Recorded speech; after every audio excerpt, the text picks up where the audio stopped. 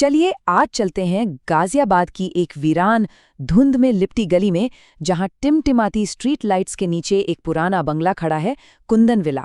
एक ऐसी जगह जिसके बारे में कहा जाता है कि आज भी वहां एक रहस्य सांस लेता है। तो आज इसी अनसुलझे कत्ल की कहानी की गहराइयों में उतरते हैं। 15 ये सिर्फ एक नंबर नहीं है, ये हैं पूरे 15 साल। सोचिए, 15 सालों में क्या कुछ नहीं बदल जाता।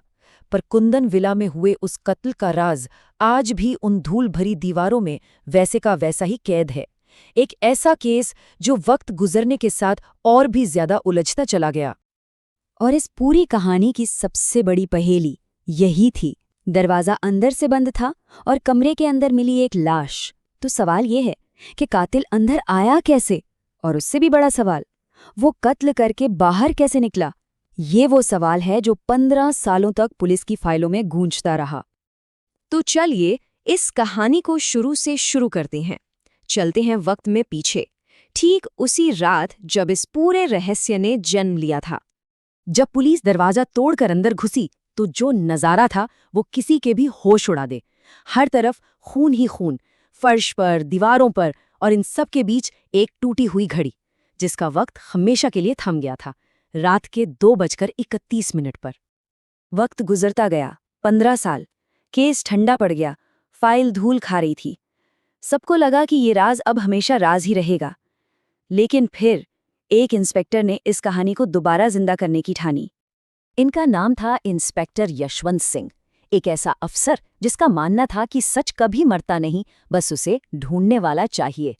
उन्होंने जब वो पुरानी धूल भरी फाइल खोली तो बस एक ही बात उनके दिमाग में थी कि कोई ना कोई सुराग तो जरूर मिलेगा। और इसी उम्मीद के साथ इंस्पेक्टर यशवंत ने सालों बाद कुंदन विला का दरवाजा खोला। जरा सोचिए, वो धूल, वो सीलन की महक और वो खामोशी, एक ऐसी खामोशी जो जैसे चीख चीख कर कुछ कहना चाह रही हो। अब शुरू हुई असल तफ्तीश, और जैसे ही इंस्पेक्टर ने पर्दे हटानी शुरू की, उस बंगले ने भी अपने सीने में दफन राज एक एक करके बाहर निकालने शुरू कर दिए। और पहला सुराग वो बेहद डरावना था। एक दीवार पर जब इंस्पेक्टर की टॉर्च की रोशनी पड़ी तो कुछ लिखा हुआ दिखा, और वो भी खून से। लिखा था, सच दफन नहीं होता, लौट कर आएगा। ये सिर्फ कुछ शब्द नहीं थे, ये तो जैसे एक वादा था, एक भविष्यवाणी।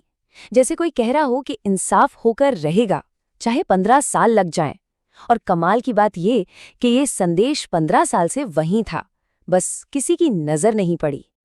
दीवार के संदेश के बाद यशवंत को लगा कि उन्हें बाहर भी सुराग तलाशने होंगे, और इसी कड़ी में वो पहुंचे एक पुरानी गवाह सावित्री देवी के पास। लेकिन सावित्री देवी ने जो बताया, उसने तो केस को और भी ज्यादा रहस्यमयी बना दिया। सावित्री देवी ने कहा, उस रात मैंने 2 परछाइयां देखी थीं, एक आदमी की और एक औरत की, लेकिन दोनों जमीन पर नहीं चल रही थीं। अब ये क्या बात हुई, परछाइयां जो जमीन पर ना चले? सुनने में तो ये भूतों वाली कहानी लगती है ना? पर इंस्पेक्टर यशवंत जानते थे कि हर अजीब बात के पीछे एक वजह छिपी होती है। वापस बंगले में तलाशी के दौरान यशवंत की नजर एक दीवार पर पड़ी जो थोड़ी अलग लग रही थी। ठोक पीट कर देखा तो दीवार के पीछे एक पूरा का पूरा कमरा छिपा हुआ था, और उस कमरे में जो मिला वो इस केस का टर्निंग पॉइंट साबित होने वाला था। अंदर क्या था?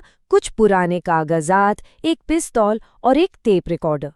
जब इंस्पेक्टर ने कांपते हाथों से उस रिकॉर्डर का प्ले बटन दबाया तो सालों पुरानी एक आवाज गूंज उठी।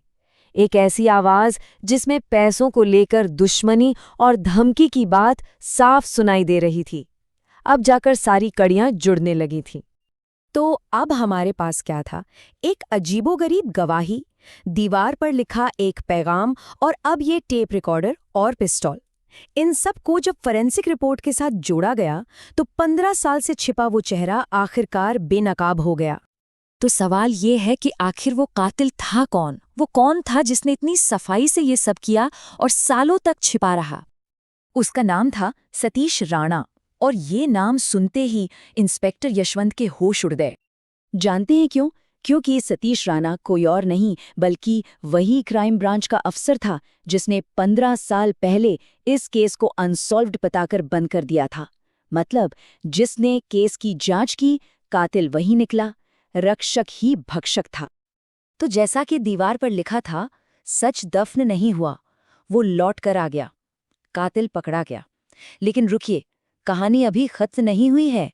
इसका जो अंत है वो शायद कत्ल से भी ज्यादा चौंकाने वाला है। राणा ने अपना गुनाह कबूल कर लिया।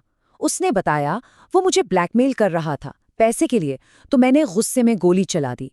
और फिर उसने अपनी पुलिस की वर्दी का फायदा उठाया और सारे सबूतों को मिटाकर केस ही हमेशा के लिए दफन कर दिया। मगर जिस रात राणा ने ये सब को भूला, ठीक उसी वक्त मीलों दूर कुंदन विला के अंदर कुछ बहुत ही अजीब हुआ। वो घड़ी जो 15 साल से 2:31 पर रुकी थी, वो अचानक टिक टिक टिक चलने लगी। और सिर्फ घड़ी ही नहीं, उस खुफिया कमरे में रखा टेप रिकॉर्डर भी अपने आप चल पड़ा और उसमें से वही आवाज गूंजी, सच दफन नहीं होता, लौट कर आएगा। ऐसा लगा जैसे उस बंगले की रूह को आखिरकार सुकून मिल गया हो। कहते हैं कुछ कहानियां कभी खत्म नहीं होती, बस दोहराई जाती हैं। ये कहानी भी शायद उन्हीं में से एक है। एक ऐसी कहानी जो हमें ये सोचने पर मजबूर करती है कि क्या सच में कोई राज हमेशा के लिए दफन हो सकता है।